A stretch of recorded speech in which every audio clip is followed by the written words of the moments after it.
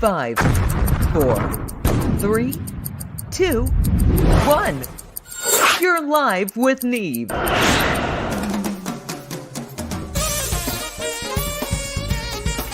This is Live with Neve. Iconic musicians, comedians, and entertainers of all types. Interviews, comedy, and God knows what else. Hold on!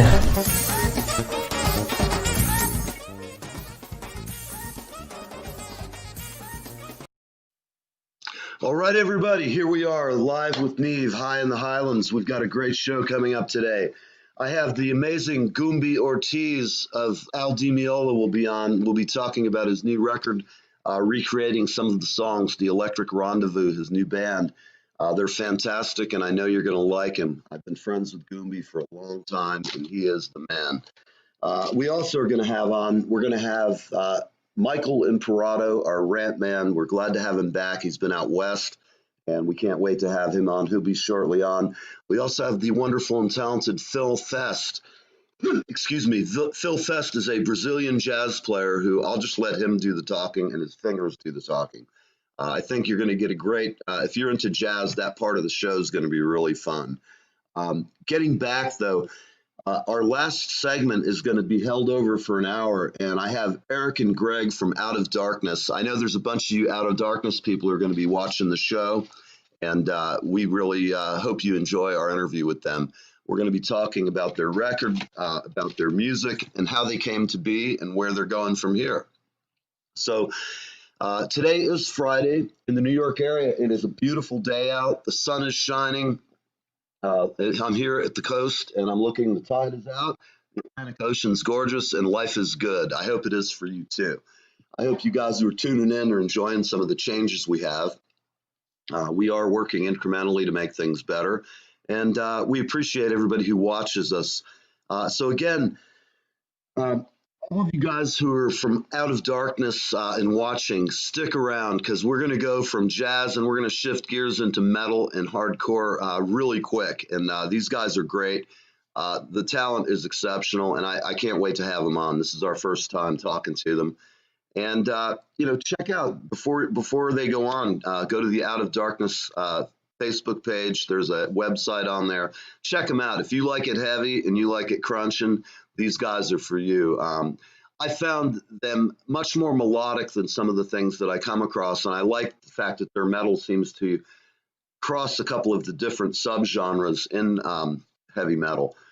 Okay, so without too much ado, I want to bring on our great friend Mike Imparato. Mike is our rant man, and he's got his own show, the Mike Imparato Rants, and we're just glad that he's back here. He's back home, and his son, they're moving forward. His son's been dealing with some illness, and we're all praying for him and hoping everything goes well. And I'm an optimist, and so I hope y'all, whatever you believe, say a few kind words for my friend and his son. So I'm going to bring Mike on. Mike, good morning. Hey, Neil, how's it going? Great to be back. Oh, it's great. It's great to see you, dude. We've been missing you a lot. And tell us, for your friends, our friends, how's your son faring? He's doing great. My son's 29 years old. He's a staff sergeant in the Air Force stationed out here in Missouri.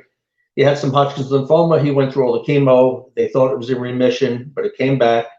So they're going to do this new program. It's 95% effective. It will be some chemo, stem cell transplant, immunotherapy, and that should just completely knock it out. So that's good. I'm flying home back to Myrtle Beach tomorrow. Mikey's mom is coming out for a couple of weeks, we'll tag team it. But that's it. But I have to say one thing, Neil. I don't know how much longer I can do this, because until I started your show, I didn't freaking realize how big my freaking nose is getting wider every freaking week.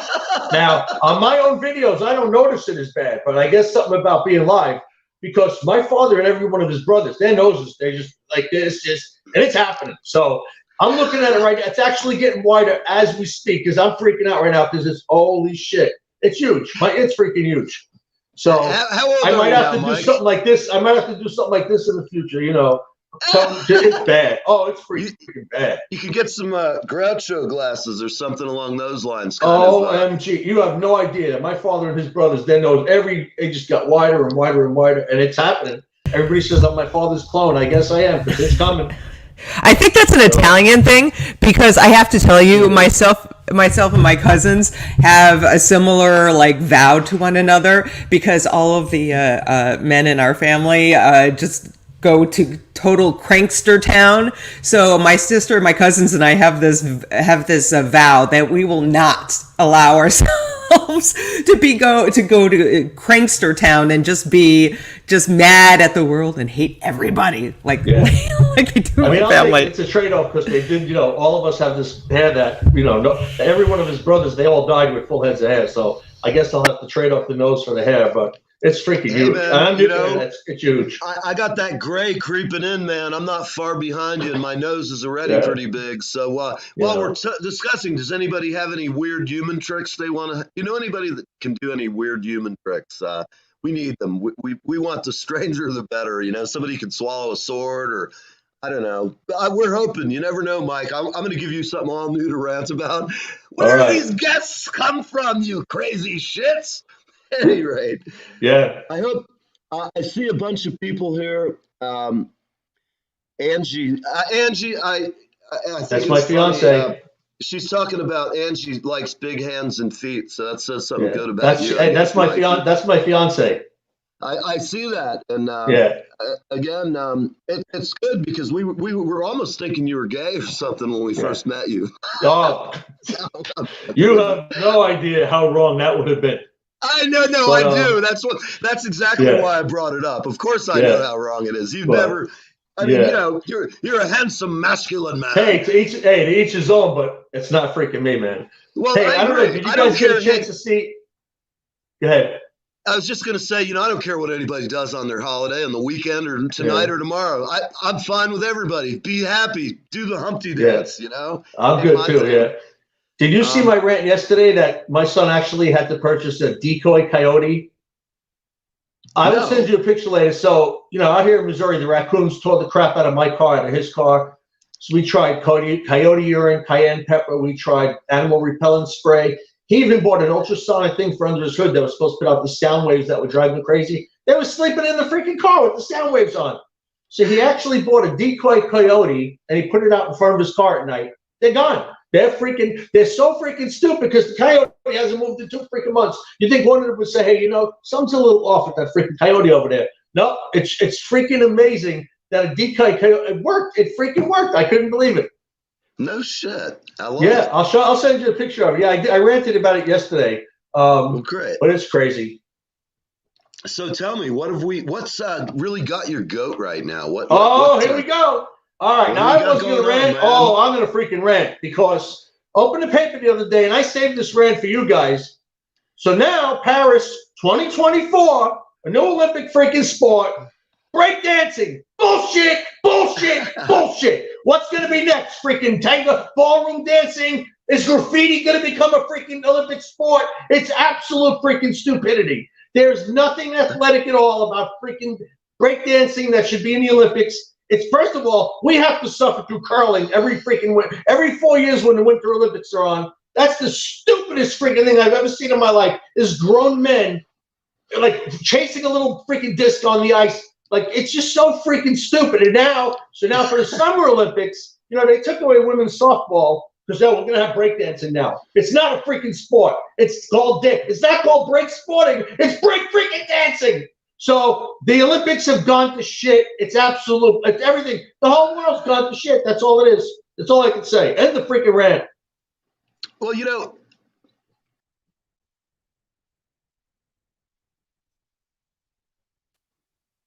I have to say that the Olympics have been getting crappy for a long time. It's very politicized.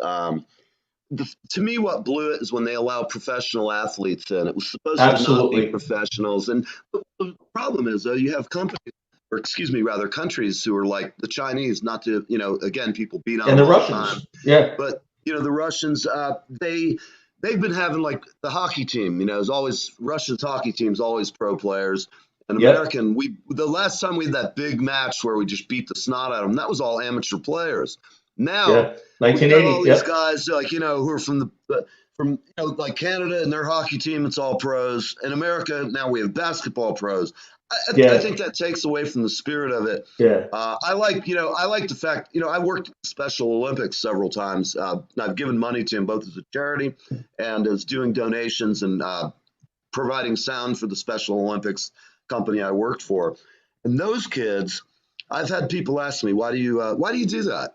I'll tell you what, because those kids in the Special Olympics put their 100% drive. There's no bullshit motive behind it. There's no $1,000 scholarship to wear sponsorship to wear Adidas or Nike.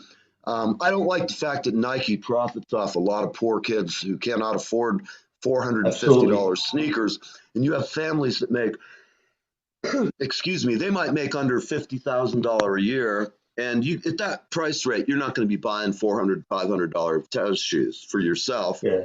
A lot of parents get guilted into it, and it's absurd. They should have put that money into classes or education or even whatever, any kind of lesson rather than I would. If my daughter had come to me, I have 2 daughters and a son, and none of them are wearing $500 tennis shoes ever, unless they can afford my kids it, was the same way, never. If you want that, just get to work. You can have anything you want. Like, I don't agree with the NCAA now that's going to allow the college athletes to profit off their names. I would say that's fine, but every dime you make goes back to paying for your scholarship that you got for free. And after that, you can keep whatever's left over. I agree. That's, it's out of control. Same thing with I think the NFL also, they have an antitrust exemption, one of the only ones in the country. It may be the only one if I'm not mistaken. And I don't think they need it. If you've ever dealt with the NFL as a musician, we're like not thought very highly of, but they want us at every event. They just don't want to pay you what you're worth. And then I got you. In the past, I worked with 2 different organizations, and I won't name their name because I don't believe in burning bridges, but I will tell you before the team was sold, the team before, the owners of it were very, very generous. They were locals. And like, to give you an example, when my band would play, we'd play in a VIP tent. And that would be air conditioned. It's like all outside, big stage, big PA, an amazing amount of food. And those gigs were fun. We would play literally an hour and a half, 2 hours. We'd make our full pay. We'd have dinner, and they used to give us 2 tickets each, which means I play drums for a living, sit in the sun and play for 4 hours. So the last thing I want to do is sit out in the stadium and down south and sit in the heat for 4 hours and listen to watch a game. It's brutal. It's brutal, and it's just not worth the money to me. So I would, as soon as I got done, first thing I'd do is I'd run over to the gate and scalp them for whatever I could get. I wasn't out there to make $1 million. I just wanted to sell them. And somebody would come up and go, "How much are the tickets?" I'd be like, "I don't know, $50 each." And they'd be like, "Here's $200. Get out of here." Sure. That was an easy day. They put food on my table. I'd go home, take my kids grocery shopping and, crap like that. But it was different times. Yeah. I hear you. Let me ask you something, Mike. Have you got any other issues that are just stuck in your craw that you can't? Yeah, well, here's another one that I just read, and I'm glad I don't live in freaking New York. So now they're trying to figure out how nobody's riding them. Well, I got an idea. Shut them down. Don't freaking run the trains if nobody's freaking riding them. They want to have a tax in New York State, or maybe just New York City, I'm not sure. Every single online purchase you make will have a $3 tax that will go to fund the subways. So just fill them with water. End it. Be done with it. It's freaking ridiculous. Nobody's going back to work there anyway. Everybody's going to be working from home. And now the other bullshit about that is the companies that say, hey, you could go work from home. And people say, oh, my job's going to be remote for the rest of my career. Let me move to Raleigh, North Carolina. Better quality of life, cheaper homes. Now the companies are getting wise to that, and they're going to cut your pay to make it appropriate for the neighborhood you move to. So you can't win no matter what. You're screwed. We're all screwed. I have to agree with you. I was in the city 2 weeks ago doing an interview, and it was it was a bummer to see. It's just so bizarre. My former reference point for New York being weird was the night of the blackout in 76. No, 77. 77. And that summer, I was visiting a friend of mine in New York. His mom was the producer of the Dick Cavett show. And, wow. We basically had the blackout went on, and that was just the weirdest shit I've ever seen in New York. The traffic, all the bridges. The only light you could see was either people up on the roof partying or all the cars that were just in gridlock everywhere. You were a cop back then. Were you on the job? No, I was too young, but you want to hear something crazy? The night of the blackout, I was 17. We were at my grandmother's wake. My grandma Edna died.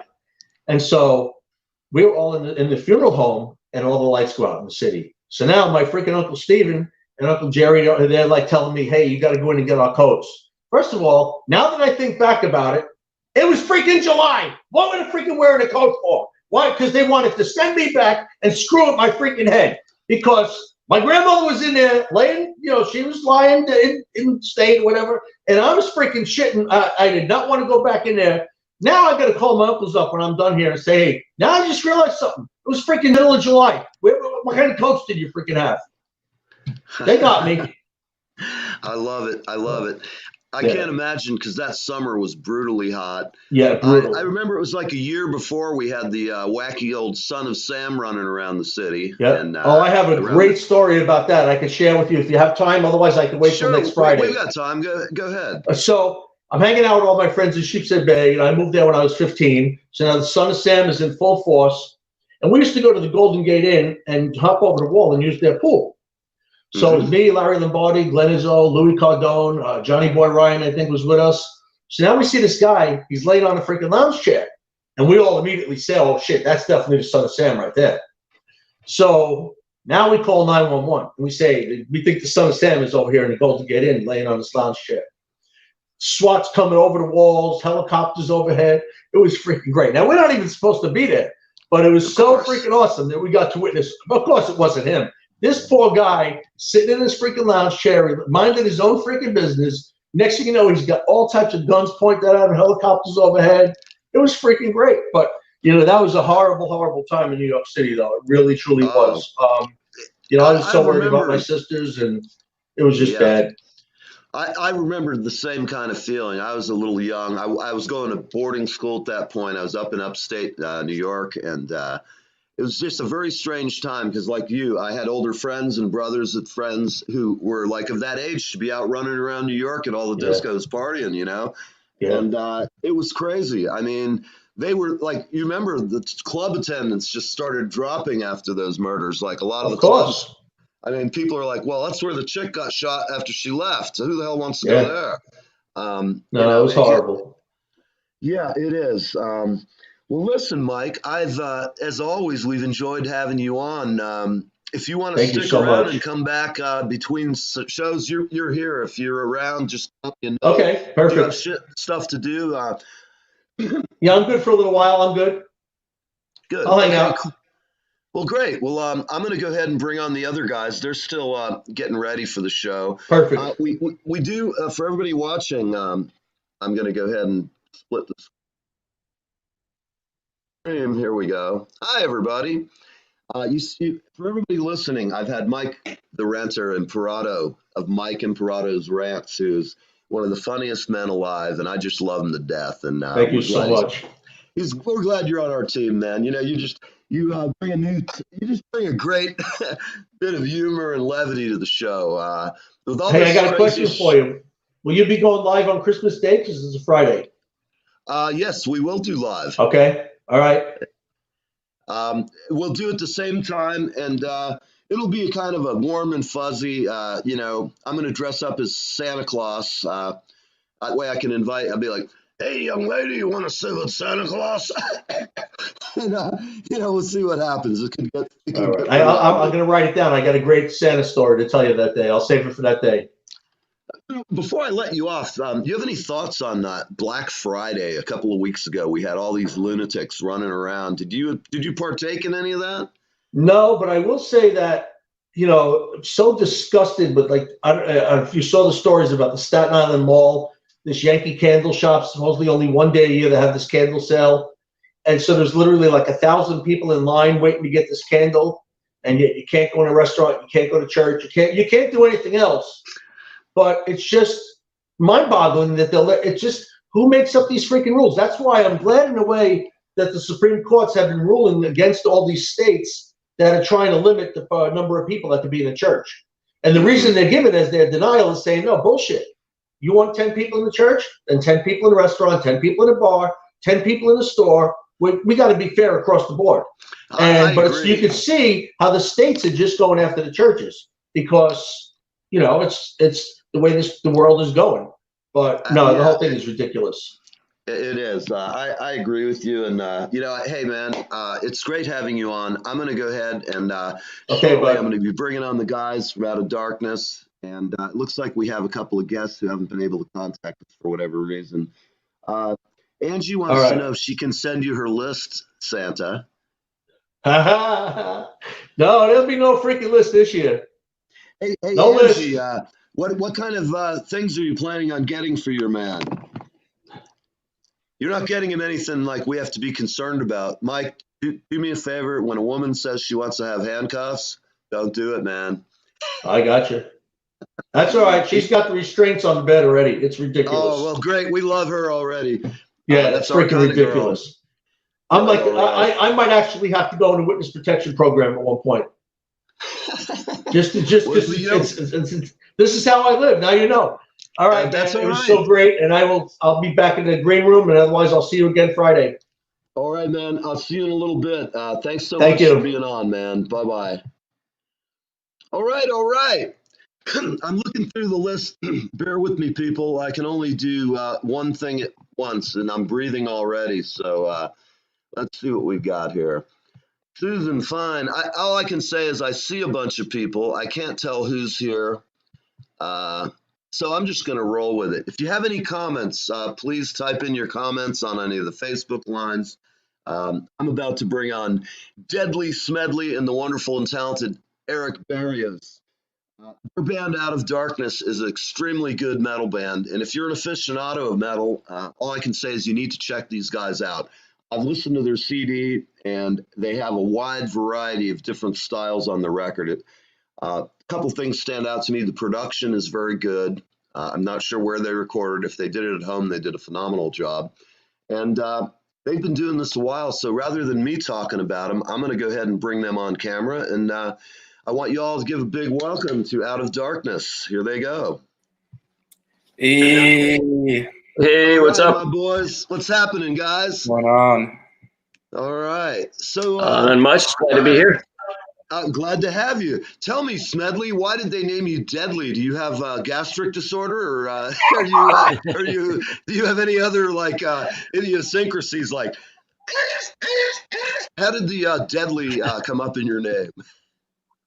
A friend of mine came and seen Iced Earth down in Orlando, and it was a while back. I want to say maybe 2008 or so. And they were driving back to town, and he was like, that boy is deadly. I love it. It's kind of clicked. Deadly Smedley. So excellent. That's my moniker. I used to really enjoy your band, Iced Earth, back in the day. I lived in Tampa, and so I've been around. You guys, I'm sure know Scott Burns, Death Lord, the Goat Lord, rather. I know who he is.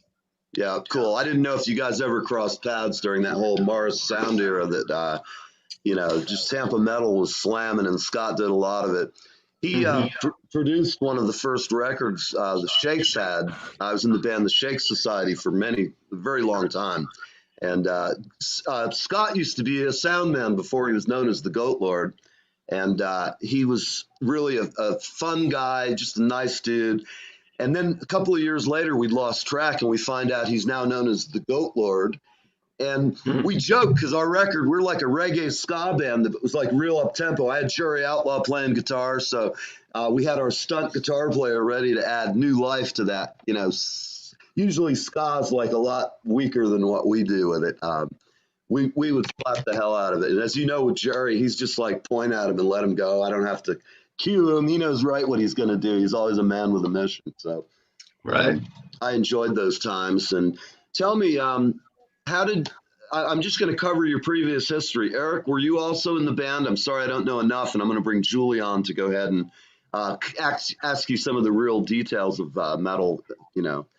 Tell me about how you started and all. How I started in Out of Darkness? Yeah, and if you were in Iced Earth or any of those other bands. Oh, no, I was never a part of Iced Earth. No. But okay. basically, the way it went down was Iced Earth was taking a hiatus, so Brent wanted to get something new going. So he reached out to our mutual buddy Rich to try to assemble a group. And Rich stumbled on me on the internet. I'd been making Facebook videos of me singing a bunch of random metal songs. I'm a big metal fan, love metal, all kinds of metal. Mm-hmm. So he stumbled on me and showed Brent a video of me singing. What was it that he sent, Brent? Do you remember which video it was? What song? I think it was "I Surrender." Right. So he sent a video of me singing the Celine Dion song to Brent. And Brent, what were your words again, Brent? Might be better if you say it. I think we can do something with this guy. So they brought me in. I moved over to Orlando so we could do this band. And me and Brent, we met one night in Orlando at a bar. We were taken to a bar, and they threw us up. They threw us up. They threw you onto the bus. Yeah, they threw us up onto a stage and had us perform some random metal tunes. We played like some Motorhead, some Metallica, and there was some really great chemistry there. So we just we kind of went for it after that. Next thing you know, we were writing songs, and then boom, we were in the studio within like 2 months or something. Crazy. Excellent. Well, I do like the record. Are you presently writing new material? Yeah, we got some new songs in the works. We got one that's pretty much done, and then we have a few ideas kind of floating around that we're kind of sifting through and working on. And before we know it, we're going to be in there tracking the next one. Well, are you guys recording this at home, or are you using a studio, or what are you doing? We did the tracking at Studio Live in Orlando, and then we did the mixing and the mastering at Martell in Kingsland, Georgia. Okay, cool. Well, very good. I look forward to hearing the new stuff for sure. I'm going to let you know we have Julie. She's going to come on and talk to you for a little bit. Then we're going to have you hang in the green room for a minute because one of our other guests came on. And at 11, we're going to go ahead and we're going to have you play some music. We're going to have you do some more music and talk some more. And Julie's going to grill you a little more intently on the real the secrets inside world of heavy metal. And, a lot of people – every metal guy I know is like the best, nicest person. I mean, with very few exceptions. Everybody I meet in the metal community is like so supportive of each other. And the scene you guys have is like different than, well, every music has its own scene. But I like your music because it's a little more melodic than some of the stuff that's out there in the same. Thank you. I really like that. And I noticed with Iced Earth as well, I give you credits. I used to really dig listening to your music. And all I can say is I'm glad that I have you on the show. So I'm going to let Julie come on for a minute, and then we're going to talk for about another 10 minutes. We're going to take a little break. I'm going to have the wonderful, talented Goombie Ortiz from the Al Di Meola group. He'll be on for 15 or so, telling about some great new records. So I'm going to sign off for a minute, and I'm going to let Julie take over a little questioning here. Julie, are you ready to come on and talk to these gentlemen? I am. All right. Hey guys, how's it going? Eric, Dele, how are you guys? Good. How you doing? Yay, I love you. So thank you so much. Thank you so much for coming on. We really appreciate it. Having you guys, I've been so looking forward to this. So glad to see you guys. So, cool. Now I want to express that was one of the best shows I ever been to. Now, again, I played with the band and we opened up for you guys, and you guys were just phenomenal. And and I heard Neil say, because that was one of my things I was going to mention too, is that you guys are so much more melodical than most like heavy death metal bands and stuff. I used to play in a death metal band, and I mean, we had some melody too, which has set us apart, but you guys are like far beyond that. I mean, everything you do just sounds killer. So what is your inspiration? I mean, what's your inspiration behind all of that? And to keep it so melodic and not falling into that trap like a lot of metal guys do. You know what I mean? Where, let's just keep going down lower, and more and more, using more guttural vocals, but yet there's no melody anywhere else in the music. You know what I mean? And you kind of get, fatigued after a while. So what was your inspiration? What got you to this point? I mean, I'm old school more, I think, than Eric. I come from like Iron Maiden, kind of Black Sabbath, Judas Priest, Queensryche kind of vibe. But what about you, Eric? I think a lot of things came into play with it. I mean, when I was young, I was really into the pop stuff. I'm talking like Britney, Backstreet, NSYNC. And then I grew up and got into like the System of a Down type stuff. And then next thing you know, it's Metallica, Megadeth, Slayer, Maiden. And then after that, I dived into the prog stuff, a little jazz too. And just, it just kind of all came together to create Out of Darkness, And that's great because I have my story was similar too. I grew up listening to whatever my parents listened to. So, I've got Zeppelin, I've got, every inception of Eric Clapton and all of that. But, and you mentioned my number one favorite band that really got me inspired, who was Queensryche. And I have a tattoo, and I mean, I got to hang out in when I was working in radio, I got to meet the whole band and hang out on the bus and everything. It was so much fun to meet your heroes. And I was like, if a semi falls on me on my drive home tonight, I can die happy. That's awesome. That must have been quite an experience. Wait, yeah, it was. When you get a chance to meet your musical heroes, and you're like, it's because of you that I'm doing all of this, and I'll thank you at my Grammy winning show. Yeah. Cool. That's awesome. Hey, I have to come back, and we have a fan from the boys. Oh, good. We have Lois Boy. His question for my man in the cap: green or purple grapes? Green. Green. Okay. Green Well, works for me too. Lois Boy, you have any other interesting questions? I also see Recep Rangolu. Welcome, Recep and Lois. We're glad to have you on here with our boys. They've certainly got quite a story to tell. Again, Julie's mentioned it. I've mentioned. How did you guys sort of come up with that fusion where you're more melodic? Is that by design or just because you got together and that's what came out of the jamming? How did that come together? Eric? I'd say it was a combination of the influences. Brent comes from a really melodic metal background, and Right. I come from a lot of really pop and metal influence background. I also love death metal. I mean, hey, I love the stuff. You give me some death metal, I'll blast it. Right. About those the fast thunderous double bass drums, which Brent, by the way, delivers so excellently. Absolutely. It's like thunder. It's like I'm standing in front of thunder when we're jamming. Absolutely. And I give you that as well as a compliment, man. As a drummer, I always dig what you do. It's Thanks, cool. man. And, I like it. In any style, there's guys who are great, and then there's guys who are good. And I would put you in the previous category. I think you're an excellent drummer. And Thank you. I look forward to seeing you live eventually. If you're up here, if this whole COVID shit ends, believe me, if you're up in the New York area, hell, I'll try and hook you up in Asbury Park, get you a gig down there. It's a wonderful venue area. There's a lot of musicians. The problem is if we can just survive this whole COVID epidemic, there's a club that's been there forever that's really helped out a lot of original bands, and they've closed. And it's an institution in Asbury. It's called The Saint. And under normal circumstances, I'd be playing and we're getting ready to do a show over there.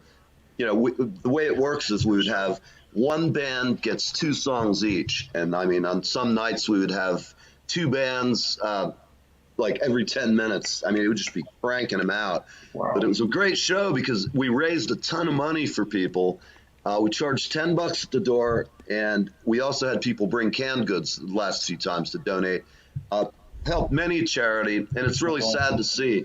They're a struggle. I liken them to like a band. A bar is like a band. It's a self-contained group of people trying to make a living out of basically nothing. Like, why do we tip a good bartender? We tip them because they're working their ass off, bringing us. We want to get our drinks quicker. And the same thing, they're working hard. The service people are hard kicking it. And I don't know anybody in the music business right now who's really out. There's no gigs to be out doing. Lots of online stuff. I ask you that. Are you planning to do any digital online shows in the near future? Tuesday. Yeah, this coming up Tuesday. Excellent. Well, go ahead and tell us where our fans can find that. They could find it on the Out of Darkness Facebook page, social media. It's going to be posted on all of that. We're going to be playing live at Willie's house, located in the Haven, promoted by Sonic Asylum Radio. There's going to be free pizza, free admission, and it's going to be broadcast live to over 100 plus radio stations around the world. Excellent. Excellent. Well, I look forward to watching it. I'll put it this way. I always consider our guests as friends and family because it's kind of like the whole musical family. I believe we're the only people, we're like ambassadors of universal good love and faith to people. Music's the only universal language.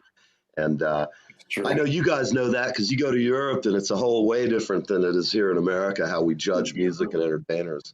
A little bit. Yeah, a little bit, man. It's I went over and I did some auditions for the Blue Man Group and did very well and was planning on trying to go back there and do something, but other things came about, and I will just tell you the German people treated everybody like all I had to say was I'm over here with Blue Man, and people were just like, oh my God, are you one of the blue guys?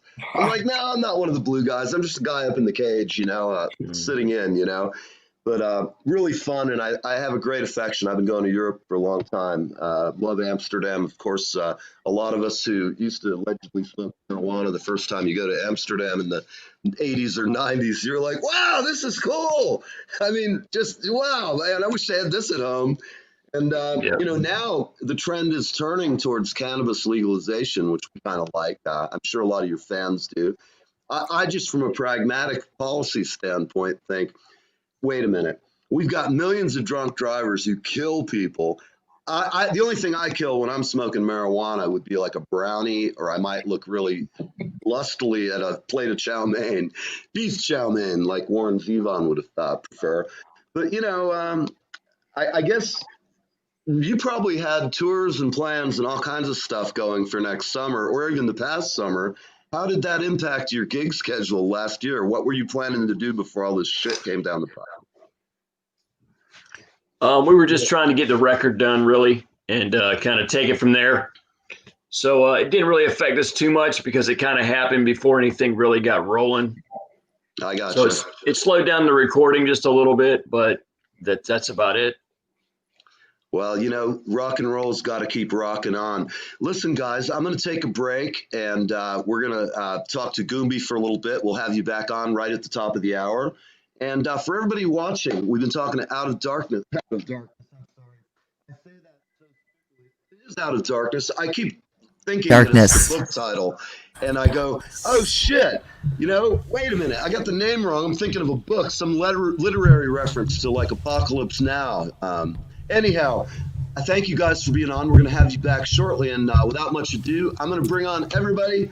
One of my favorite percussionists in the world. We're going live with Goombie after this. See you soon, everybody. Questions, comments, click on the chat box.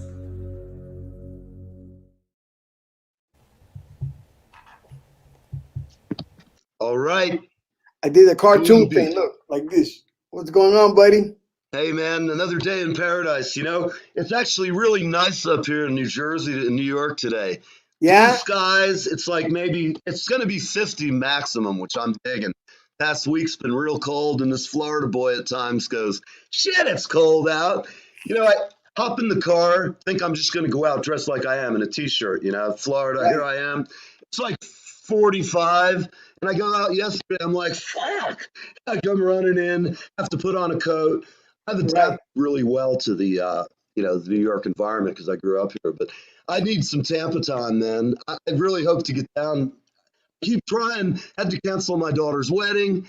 I'm just like one of those things, but we're all dealing with it. Right. And, difficult time. No doubt. Yes. So I'm hoping to get down and see you guys doing something. I was talking to Phil the other day. Right. He told me. I'm looking forward to having him on the show. He's a character, man. I just love that guy. He's hippie number one. Yeah, he is. He is. So tell me, we're here to talk about your album, Goombie. Give us the full scale, the full Monty here. Well, what happened was, after 30 years of playing with Dimiola, I decided to kind of do an homage record to that fusion music, you know, of that Right. era that I've been playing with Aldi forever, you know. Aldi was going more acoustic because his, you know, his ears were hurting and blah blah blah. So I asked him, I said, Al, would you mind if I kind of redo the music a little bit in the record and blah blah blah? He gave me the permission. He said, no, go, you know, make a band, Excellent. tour, do whatever. He gave me permission, you know, like pass the baton, you know. Absolutely. So I got, you know, I had some talented guys here in Tampa, you know, Luis Alice on drums, that were already playing with me around town, you know, and Justino Walker on guitar, LaRue Nicholson on guitar, who's a teacher at USF, and Elias Tona, who ended up being in the band with me in Dimiola, you know. Yes, So yes. I love rehearsed these Elias. guys for a year. And I told them, Mhm. look, what we're going to do is try to make a record, but really just to get the music, the feel right. And then we Right. did it. And after about a year, 4 or 5 nights a week rehearsal, we ended Right. up going to Russia with the band. All There was a right. Russian guitar player who was in love with, you know, Dimiola. He knew me, of course. And then I said, look, I got this band, Electric Rendezvous. Let's take it over there to Moscow, you know? Hell yeah. Right. So their first trip was to Moscow as a band. Would you believe it? It's kind of crazy, you know? Then we came back and we finished the record. And then what I decided to do on the cover of the record was that I took this thing here. Here it is, right? And Oh, I excellent. decided to make it into a warrior, like an homage to Romantic Warrior of that era Yes. from Return to Forever. And Right. I called the band Electric Rendezvous, which is a title of one of Al's greatest recordings, Electric Rendezvous. Yes. I changed the Uh-huh. spelling to a K, so, you know, that way, you know, whatever, you know. Oh, I know And, Al's going to call you up and drag you into court, man. You know, no, I he can't gave me see that no, happening. I know. I'm just saying that doesn't. It's absurd, but I got to laugh because you know you're a gentleman, dude, and I am the same way. If I want to borrow something, I'll just come out and ask somebody. And you know, if people like you and you're honest and you're going to do some good, I always say do it. You know, I'm always honored if somebody wants to play one of my songs. I had some kids I recorded. well, They you know, wanted to I do it. asked permission first. You know what I mean? You Right. know, you know, Al's my friend for 30 years, not 5, 10, 15, Absolutely. 20, 30 years of touring. So, Right. you know, and you know, I was just trying to take advantage of the fact that he was playing less electric, and my instrument is made for this electric music. So I said, Right. let me see if I can get a version. It's a little bit more heavy metal. Right. You know, maybe a tad bit more Cuban, maybe a Mm-hmm. tad bit more. And I sang on some of the stuff, you know. Mm-hmm. So it just kind of you know, it just turned out to, you know, the way it is. I'm glad you really like it. You know what I mean? So you Oh, know, I did. You know, that song, Race with the Devil on Spanish Highway, right, I was a teenager sitting in my house playing that so many times to try and learn the feel. And like when you said you had your band, you're playing 4 nights a week to learn that kind of music. First off, you got to have the chops and you got to have the mind that can interpret the rhythm. right, You know, a long time ago, I remember playing with you, JR and I. We came out to right, someplace in Clearwater, and you right. had Ravi with you at the time. Yes, yes, And I just love Ravi to death. But when I was playing with you, I was like, God, this feels so great because you know you're always a guy like you playing. I don't have to play any fills. I mean, I'll do one, but instead of playing 50, I'll wait because I'm actually usually listening to your grooves. It was just like so cool. I'm like, nah, I don't want to stomp around this guy.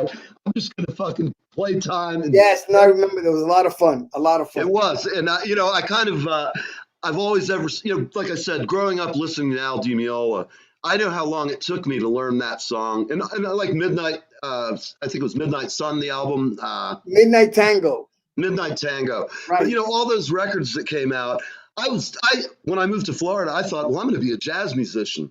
My 18th birthday, I played at the Tampa, not Performing Arts Center, Tampa Theater. right. And I'm like, you know, 17. I don't know shit about the world. I've been playing since I was 7, but you know, I'm like, oh, I've got a band. I got a grand piano. I got a horn player. I've got a bass player, and I'm just so bloody cool. You know, the Neil Van Erdy group. Ooh, little did I realize in Florida at that time, you were playing like with the McCarr brothers and stuff back in those days. Right, Fred And Johnson, the McCaw brothers. right, you know, and I've known of you forever because I'd like come from I would end up playing gigs, anything I could get. You know, I might be playing with a country band one day, a rock and roll band next day, And I really dug jazz back then, so I'd often go down to Brothers and just hang out and see whoever was there. Like, you mentioned Fred Johnson. What a great guy. I mean, he's my just, buddy. yeah, man, what a wonderful human. Fred, if you're out there listening to this, we'd love to talk to you about for my book, the Tampa Music Story.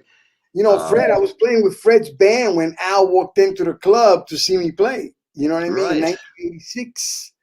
So it was crazy. My association with Fred Johnson, with everybody now, with Phil, brother Phil, and the Black Honkies. Right. So because I play with them locally. You know what I mean? So and they're a great bunch of guys too. So many talented people here in Florida. There is, and I can see myself in I'm kind of making like a 3-year plan to get back somewhere closer to the South. My kids are all in Tampa and St. Pete.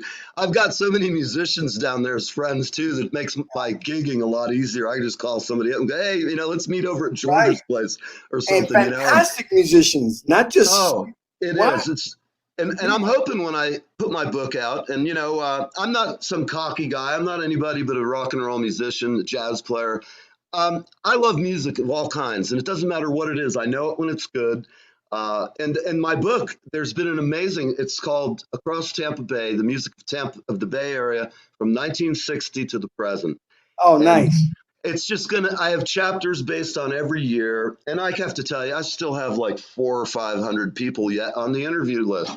And I know, like, writing is something that I have a list and I'm working down it. And, of course, don't forget to put Tess Shoemade. Oh, right. Ron Reinhardt. Oh, the Reinhardt's for sure. Brother, I mean, there's so many. Both Dave Lowry. and Ron. Yeah. Dave Lowry. You know what I mean? Oh, fuck yeah. Absolutely. Dave's been around forever. All these people. And, every time I talk to somebody, I hear people that I know, worked with, hung with. We're all in that family scene back in, all of us who are real. I'm a New York guy like you. You grew up in the Bronx. It's always home. But right. Me, Tampa, I spent so much time there, and I just love the people. The only thing I don't like is the damn heat's so insane. Yeah. I mean, in the summer, but that's why they have beaches. Say that again. That's why they have a beach. So when you get too high, you go into the water. Absolutely. In fact, I'm looking out at the ocean today going, I wish I could just walk down the hill and jump in today. It's like 40 degrees. I go do the polar bear thing every year in Asbury Park. Yeah, it's just because one thing is I'm sober, and so like getting crazy is in my DNA, and nothing's crazier than jumping in the water with a bunch of drunks, man. 5,000-10,000 people, we all swarm into the water. It's like, wow!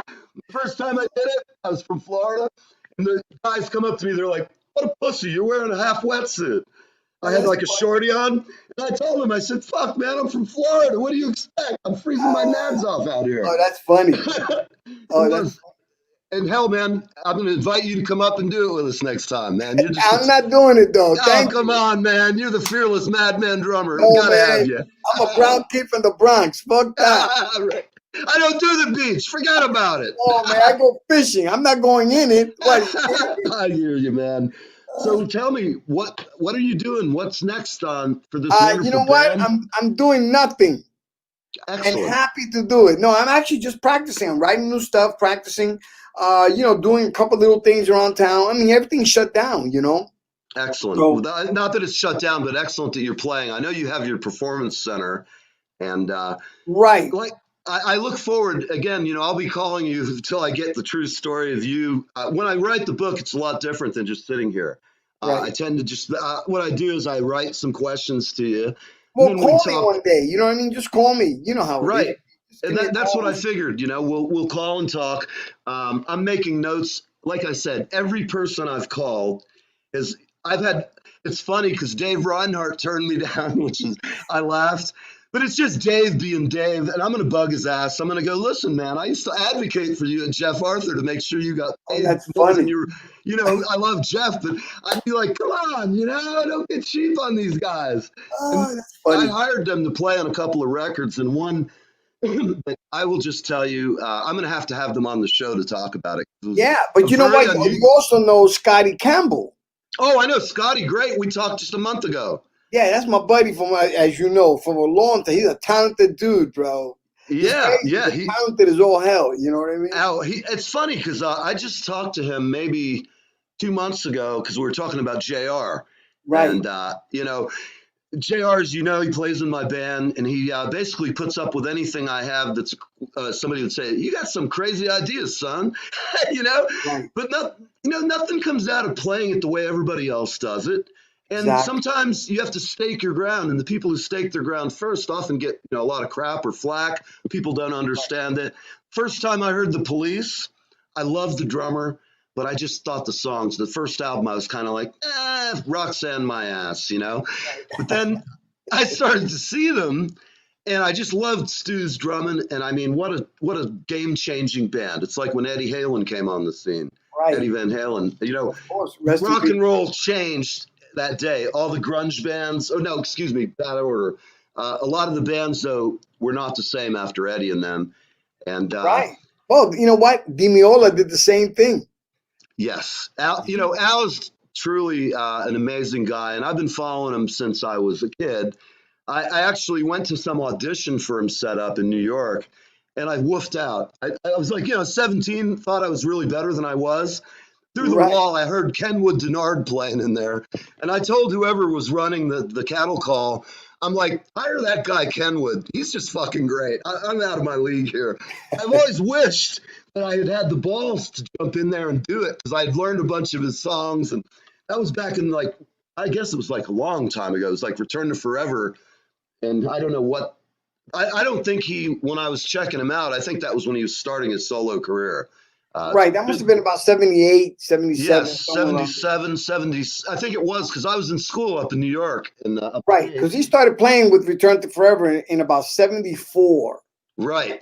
You know what I mean? And I think Where Have I Known You Before was the first record that he did. You know what I mean? Oh, when I heard him the first time, I just was like, and I saw Return to Forever and was just like, oh my God, what a band, Stanley Clarke. I mean, that music at the time had its mojo on me, It's funny because I was a little jazz snot for like 5 years from like 16 to 20. And I realized that being the leader of my jazz band in Tampa wasn't exactly going to pack them in.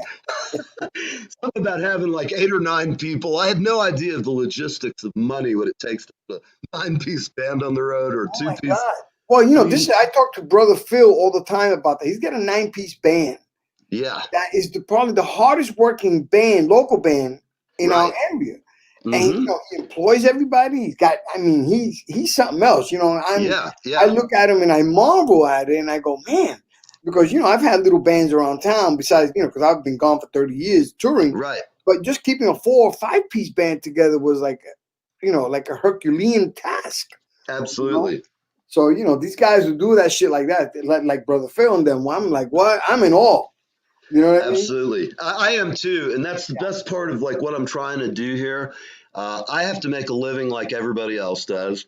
Right. And I feel like, music's what I'm here to do. And the fact that I can't go out and do it like I'd like. I have to have my arm operated on. I have some problems from 57 years of using myself. But I'm going to get it tuned up. And excuse me. With all this COVID crap, there's no way I'm going to go out and like tell them, fix this week. Right. I'm not going anywhere until this shit settles down. Maybe have a vaccine, all that stuff. But let's see.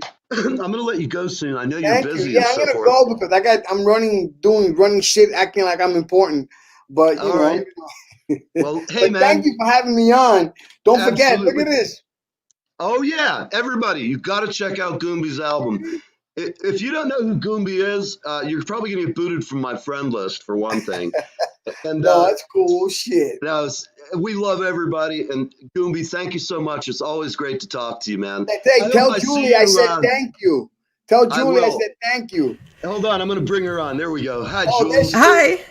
Thank you. Thank you. You're so welcome. Thank you. No, my pleasure. I'm glad you let me in the back door. Oh, yeah. That's me. I'm the backdoor Betty. Oh, man. That sounds like a movie that I went to when I was 17. Yeah, right. That's like 2 men and a donkey. I'm out. I was good until the donkey came in. But Booker. All right, y'all, too. Thank you. I appreciate All right, it. Bye. take care, Maestro. We'll see you next time. How do you think, Julie? As always, he's a maniac. The one and only Goombi Ortiz, everybody. We love him to death. And we're gonna take a quick break really fast, and we've got Out of Darkness coming up next. We'll be right back. Right. For bonus content, extras, and all sorts of cool goodies, become a patron. Go to Patreon. Live with Neve. Hey guys. Hey. Hello. We're all back. Awesome.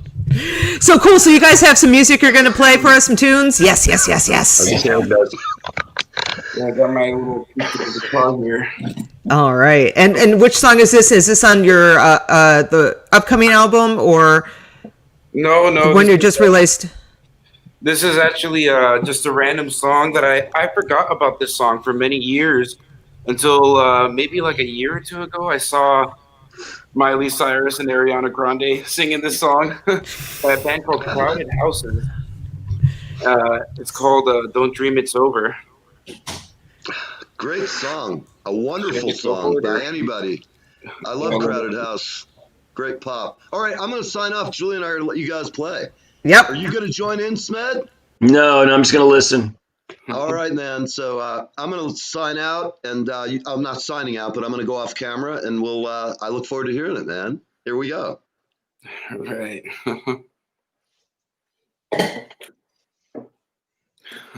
Oh, all right. Here we go. What's up, everybody?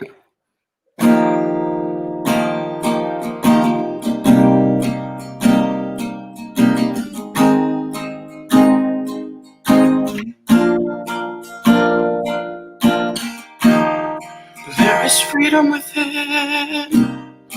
There is freedom without. Try to catch the deluge in a paper cup. There's a battle ahead. Many battles are lost, but you'll never see the end of the road while you're traveling with me.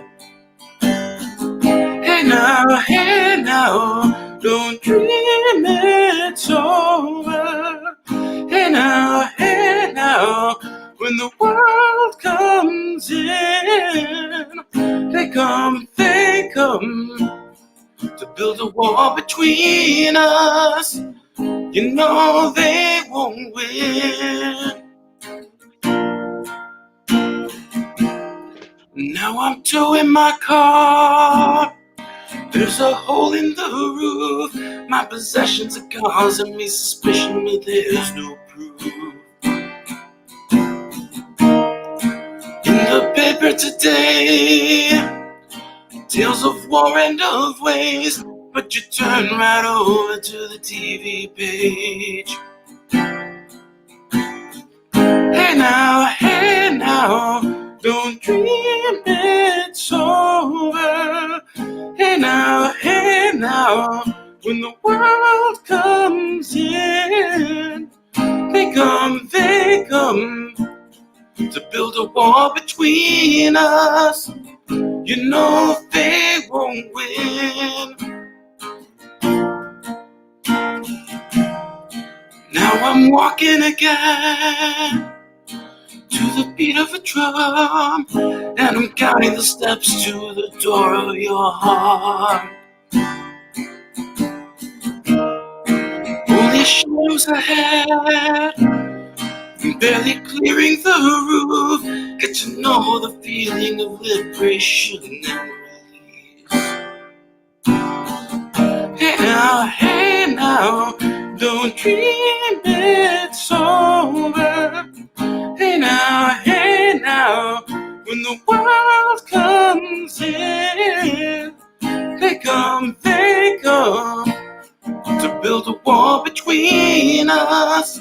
You know they won't win.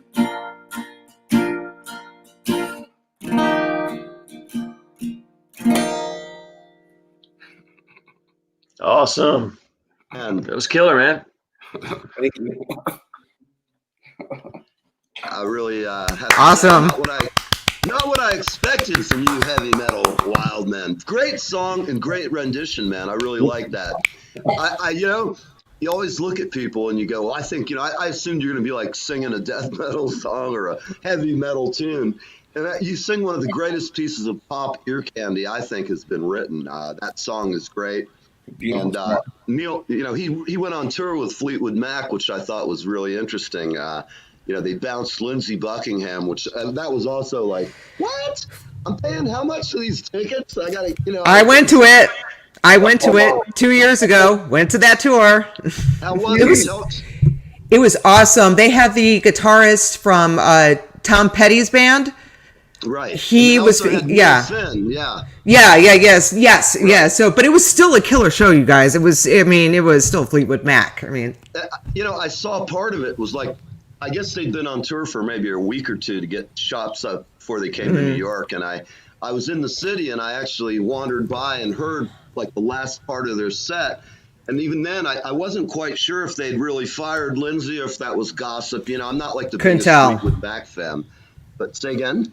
I say I couldn't tell. You really couldn't tell. Being at the show and watching, yeah. Well, Mike Campbell is a seriously great guitar player, and Neil's just a great singer and all around. If you're looking for a pinch hitter in a pop band, you can't do much better. Tell me this, guys, about your other bandmates. Let's talk a little bit about those guys. What's your history with them? Well, we've got Bronzell Smith was the first to come on, bass guitar player. He's the youngest. He's the kid in the band. He's an awesome bass player. We've got Cody Sikomsky playing the blister and leads. He plays in a prog band. I can't ever remember the name of the band.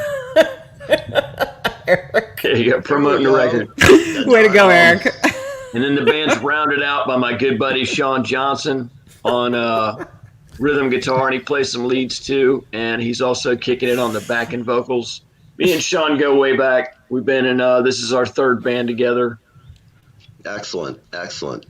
Well, and you have your gig on Tuesday night, which will be available to log on your Facebook page. All that. I'm just reminding people out there. If you're aficionados of metal, check these guys out because I think you'll like them a lot.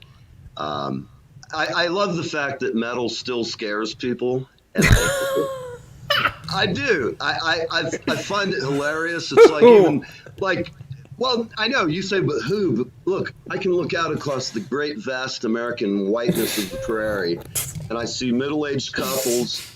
They're not even middle-aged. These young proto, whatever they are. They Protos. They used to call them yuppie scum. I'd call them sort of like post-yuppie.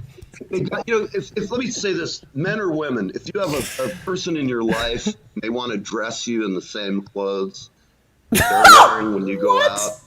You don't. If that's a woman, you don't have a boyfriend. You've got a girlfriend who likes to dress up in men's clothes.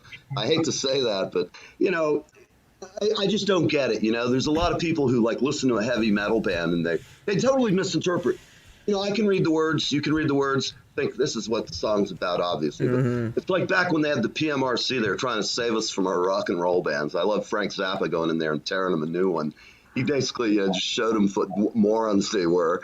And I agree, words don't hurt people, but I find it amusing to myself that there's a lot of people out there when you say, like if I talk to some of my just people that have some heavy metal band on, they're like, oh my God, they're going to have, we're going to have a sacrifice or any of that stuff that people come up with some crazy thoughts about it.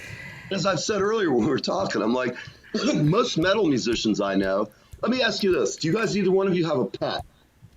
Yeah. What do you have? Bunch of cats. There we go. Come here. Come on, Coop. We're doing a sorry, Neil. Go ahead. No, go ahead, Jules. This is important. Segue into it for me. What I was going to say is we are doing, we're trying to help empty the shelters for the holidays. So we're asking our guests, musicians, if they have a story with their pet and they want to share it, just like a 1 to 2 minute video really quick and just send it to us, we'll post it in effort to get more people to adopt for the holidays instead of buying useless crap that you don't really need when there's lives at stake. You know what I mean? Right. So if we can get a couple of those in the next few days, that would be perfect. We can air those too. And to add to that point Julie made, I'm saying this to everybody who's listening. Look, if you are going to go and help us out with our effort, nobody wants to be spending Christmas alone. Animals as well. But do not go and get an animal you do not care to keep for the rest of your life. It's not fair to the animal to take some beast that you love and loves you, and then all of a sudden, you know, people throw them out on the road. The stuff that people do, they shouldn't be allowed to breed if they treat an animal that badly. And I don't mean to be heavy about it, but I'm just saying to people, if you're an animal lover, go get a pet, take them out of that, you know, horrible shelter, and give them a good life. Getting back to my point, I know a lot of metal guys who have cats, and I saw an article written about it. I found it entertaining because I'm a cat guy as well. And I just, getting back to the topic of people don't understand heavy metal and people fear what they don't understand. And like, you know, Marilyn Manson made more money by scaring people. And I'm sure Marilyn laughs all the way to the bank because, you know, I've watched his interviews. In fact, we're negotiating now to try and get him on the show. And I know right now he's engaged in some controversy. Some chick said he did something and blah, blah, blah. You know, I don't know and I don't care. The only two people who know are those two. I just have to say, you know, when you're a famous person, or even if you're not famous, people do crazy shit all the time. If you look on television, there's shows, murders, and, you know, Joe Kenda and all these other crazy, you look at those shows and you go, wow, nobody noticed this guy was hiding the head in his refrigerator. Come on, man. You know, hey, I'm going to go get us a beer. Oh, here's your beer. You know, if that was me, I would be like, I would speed drink beer, and I don't even drink anymore, but I would be like, guzzle that thing down, and I'm just going to I got to go. I think I need to go home and fold laundry. But, you know, that's what I say about people. They say the same shit about rappers. Like, they don't get rap. A lot of the kids get it. And I'll say back when NWA first came out a long time ago, before Dre and everybody had more money than we'll ever even dream of.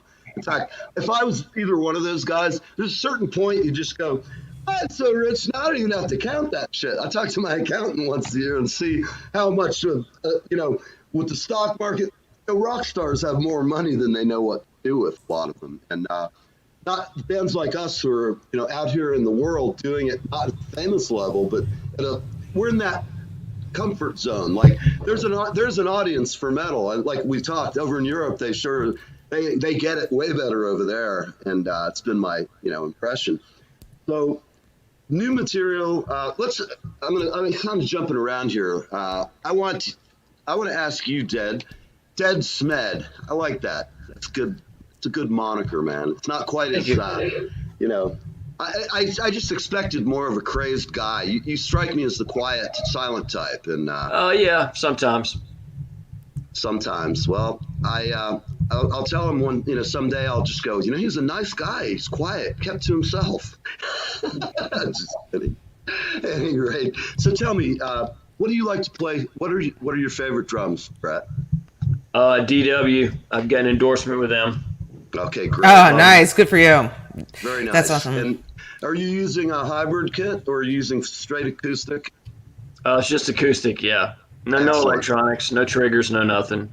Cool. That's excellent. Well, I love that. A well-mic'd drum set is impossible to beat the sound of, in my opinion. And I can tell you, hearing these guys live, especially like at the Brass Mug, you know, it's more intimate. I mean, man, you know, you guys were blowing the roof off of that place. I mean, it was just, I mean, you can feel it in my heart. I mean, I don't know if you saw me. I was out there moshing with the Cogs of War guys and everything like that. And there's this huge pit going on and everything. It was awesome. It was a ton of fun. Yeah, we love those guys. We had them on a couple of weeks ago. And again, it's like I like to try and break some stereotypes with people because it happens. You know, if you want to have somebody laugh at your dreams, tell them what they are. You know, they'll all be like, he'll never do that shit. It's like, you know, get in the Blue Man audition. You know, I was the oldest guy, and I was one of 10 people who made it to the final cut. So and they were all like, "Who's Grandpa?" And, when I went in to play with him, the guy, it was really funny because the drum major comes over. He goes, "Oh yes, I've seen your video. You're a very good drummer. We're glad to have you here." And I'm going to. Are you in Japan? No, it's in Germany. He had my bad Japanese German accent. That's my preferred choice of voice. But okay, anyway, gotcha. He basically comes over and he goes, "Now in this song Mandelbrot, you have 2 and then 4 measures, then 2." And I just looked at him. I went, whoa. I said, "Let's just stop here, okay? I'm going to count the song. Let's go into it. I got it, okay?" I practiced that shit for 3 months in front of a television set, watching every lick and every drummer in the cage. I learned all their parts. Then I learned my part that I thought was better than a couple of theirs. And then I just played each guy's part in my demo tape. So when I got there, the guy's like, he said, he goes, "I'm not sure what you're doing. You're very unconventional, but God, you know the song. It's perfect." And like the first song, when we got done, I mean, that song is like, dun, dun, dun, dun, dun, dun, dun, dun, dun. You got to memorize that or you're not going to cut it. It's not one you can just go in there and fake like a Willie Nelson song or something. And Right. As soon as we were done, you can just tell when you're with good musicians. And I've done the interview thing with other people coming to see me. And I could tell, I first came in, especially when I told them, just start the shit. Well, as soon as we finished the song, I told them, "Look, I just got into town yesterday, but if you want, I can do the 4:00 show today. And if it's the same one the Vegas chapter is doing, I'm there." And they were like, "Wow." And then the drum major comes over and he just looks at me. He said, "You are very unorthodox." And I went, "What do you mean?" And he goes, "Are you right or left-handed?" And I kind of went, "Well, I'm kind of confused. I kind of do both. I practice both ways. I have a lot of multi-arm independence, and I'm wired weird. Every good drummer's got a certain type of wiring that enables their marvelous nervous system to do shit." And they looked at me and they were cracking up, but I could tell they liked me like right off the bat because when the song was over, I had been listening through the wall to the other auditions. Most of the time, they didn't even get through the first 6 measures, and they said, "Thank you very much. You're a very fine drummer, and we'll call you." And I was also made friends with the secretary downstairs. I went to talk to her and was like, "Hey, baby, what's happening?" And I got her to tell me when the auditions were, like who was coming in, and then I got her to just let me hang out upstairs. So I sat in the hallway outside the audition chamber going, "He sucks. He's out here." And I'm like praying I'm going to get this gig, It was great fun. And I don't know, drummers are, there's many stereotypes about us. And it's funny because you're just sitting here quietly, you're listening. He's like, "This guy's pretty weird." And I know it's true, but it's kind of funny because, every drummer I've met has their own unique, anybody who's worth listening to, I should say, has a very unique style to them. And, people who don't know better will listen to metal and they'll say, "Oh, it's all sucks," or "It's all really great."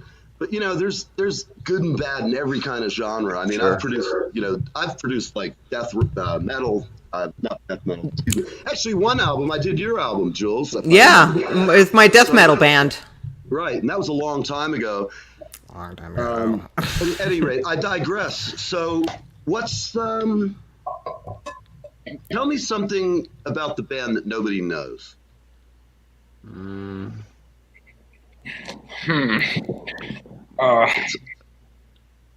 Or not. That's totally okay. We don't. It's or not. It's totally fine. So, what do you got, Eric? I figured now's the moment to probably mention, I guess to reiterate one more time that show coming up on Tuesday. Wherever you're at in the world, you'll be able to watch this show. It's going to be online for free. You could also get into a whole lot of radio stations to check it out. If you're in Central Florida, you could come to the Haven Lounge in Orlando and get in for free. There's going to be free pizza on top of that. Right. So if you're a rock musician, metal musician, come support the scene, come network, shake some hands, see what's going on. It's going to be a great night. Tuesday, December the 15th at the Haven Lounge in Orlando or online. Excellent. Well, guys, I'm really happy to have you on, and I hope as you go forward, I look forward to playing some of your song. Would it be okay if I use some of your material when I play your show? Please do. We'll run ads periodically. We'll just do a little teaser to remind people. And you all are a great bunch of fun. And we'd like to have you back, of course, once things start to open up. And if you have any new news or if you have any bands that you're mentoring and you want to, send them our way, we're here. And we're very supportive of any real, musicians who have it going on. And you guys definitely do. I sat up late last night and had your stuff cranked. I listened to your album and I was like, awesome. Man, this is good. I introduced my neighbors to it. They really probably don't like my subwoofer much, but to get your truly good pick and foot, man, I got to have that. Yep. Aside from lots of hearing damage, you can tell how quiet I am. All right. I'm calm. I'm always measured in my responses. But now, the truth is, I'm just a maniac, and I love it, and I have fun. I do find it great, though, that you're like the exact polar opposite of me as far as the wiring goes. Yeah. You're a real quiet guy. And Takes all kinds. I'm going to wait and see. I let your music do the talking, which I'm thrilled with, and I hope we can hook up and see you live one time. I've been trying to get to Tampa since last summer. My daughter was getting married, and we had to cancel the wedding due to COVID because everybody's coming from around the country. And so ever since then, I keep trying to get down, I keep waiting for that announcement that things are kind of cool, and I'm just not risking it. I have some health issues and not into it. But let's have you back sometime, and if you get some time, take a picture of you and your kitty. Just tell us why your cat's the best, who you're All with, right. and you're on the Live with Neve show. We'd love to have that, and we'll run that forever, or at least till Christmas is over. Thanks for having us on and whatnot. Absolutely, gentlemen. Yep. Well, don't be strangers, Thanks, guys. and we'll see you soon. I'm sure All right. Julie will see you before I do because she's right there in the neighborhood. So Yeah, just let me know. Hey, next time you guys have some time to come on, let me know. We'll get it scheduled. We're already scheduling into next quarter, so first quarter. So Sweet. all right, guys, take care, everybody. All right, you Thank too. you for being on with Out of Darkness. These guys rock it, and I know you're going to love them. And you're going to see them somewhere and hear them on the radio. They were ready Tuesday night. 150 radio stations around the world, and it doesn't get any better than this, folks. Signing off. Julie, you have anything you want to say to our fans today? Wishing them well? go listen to Out of Darkness because even though you think you may not like metal, you may be confused. So go check them out because they are kick-ass. Absolutely. Thank you. Thanks for having us. Guys, we'll see you later. I'm going to mention, Julie, we do have one of our guests or friends, excuse me, I'm trying to turn things off. Hey, Smed, there we go. And Eric's got to go now. Remove. And here I am. And now here's Julie. For everybody listening out there, we're glad you came on and we're glad you're watching us. Susan Fine, one of our regular fans, she likes you, Eric, very much. She wants to have your baby. And let's see who else we've got. Oh, and she also is testifying to my good character. She says that I am a nice maniac. That makes me feel very good, Susan. We always love hearing from you. And a big shout out to her cat, who is the feline equivalent of me. Apparently, he stays up late and he's fierce and sometimes bites. At any rate, we hope you've enjoyed the show today, Julie. I guess it's time for us to log off and start another day of prep for next time. All righty. Tomorrow we have some guests coming on. Gosh, I have to look at my list. Just to clarify a few things for people out there. We are now shooting and broadcasting live 7 days a week, and that will continue as long as we can sustain it. I am very pleased to announce that the coming year looks great. We have some amazing guests coming up. We have some stuff in the can that we're working on. So next week, we're shifting gears a little bit, and we're going to go through all these great interviews we have that we haven't put up yet. And some of the shows will not be live in the sense that when we run a live show, let me clarify this, I will be on and Julie will be on. We'll be commenting in the comments. And as our technology gets better, you'll see a lot of changes. I think those of you who've watched the show since the beginning know it's come quite a way, and we can't be happier. I'm happy we've got Julie producing the show. Oh, thank you. And Happy to be here. We seem to have a method to our madness. So we did put up some new music, a couple of interviews with Dwayne Betts, which are on our Patreon page. We also put up 2 of the interviews in the YouTube page, but the other stuff's hidden behind our paywall so that we can retire and have millions of dollars. And I can tell you whatever you donated has been appreciated. We've had some donations. We've had some friends If you want to do that, we haven't added a tip jar yet, but we're always hoping. I look at this. A lot of people love NPR, National Private Radio, and I like parts of it, but it competes with real radio. And I don't see any reason why people at NPR, since they can get millions of donations and dollars, they always go, when you want to cut their budget, people go, well, it's only 15 or 35% of their budget. And I go, yeah, they're obviously doing okay, just getting 70% of their budget by asking people to donate money. So our show's sort of the same way. If you like the show, ring us up, join, sponsor something. We'll buy a piece of gear and send it. We'll put it on every day and go, this video is filmed by the camera generously donated by the Lebowitz Foundation. And why is my hair all messed up? I just don't get it. Well, what I was going to say, we do, as far as Dwayne Betts is concerned, it was a 4-part interview. Parts 1 and 3 you can find on social media, on our social media pages. But parts 2 and 4 are on Patreon, and that's where you can go to Live with Neve on Patreon, and you can follow and you can find parts 2 and 4 to the Dwayne Betts interview there.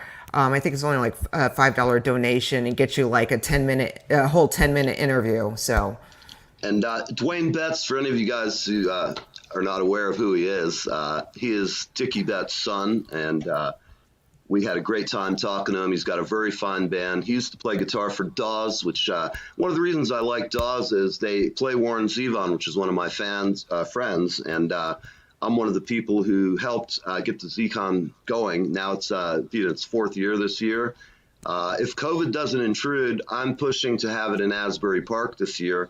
Number 1, it's a great venue. Number 2, it's here, and I know enough people I can get on the phone. And the Warren Zevon fan club I'm going to mention here on Facebook, there's several of them. There's video of me playing at one of the festivals. And then next week, we're going to have Brian McDonald, a absolutely fabulous entertainer from Hartford, Connecticut. I've played with his band at the Z-Con. He's been kind enough to let me come up and sing and play drums. And we're going to be talking about that. Anybody out there watching, if you have a band, if you're a comedian, if you have weird human tricks, whatever you do, let us know. It might be something that our guests will find intriguing. Hey, Julie. I don't know. I've got this thing. It's got to go away. It's driving me nuts. Okay. I'm working on my face, sir, Yeah, you ready to say goodbye? My photographer always says, turn away. Which is the good side? I'm like, there is no good side. Forget about it. I also noticed before we say goodbye, Susan's afraid that if we're on 2 days in a row, she may overdose. Which I don't know if I take that as it's like saying I got some really good heroin. My friend died on it. Yeah, it was a little too good, wasn't it? Sorry, Susan. We are what I call musicians, and this is we're on a mission from God. And for everybody watching, Julie, let's roll some music and let's get out of here. Have a great weekend, everybody. Live with Neve. Julie, I want to thank everybody for being on. The guys, Brent and Eric, I want to thank Rob Imperato. Check him out on Mike Imperato's Rants. And we will see you tomorrow. And Gooby Ortiz. See you, Leah.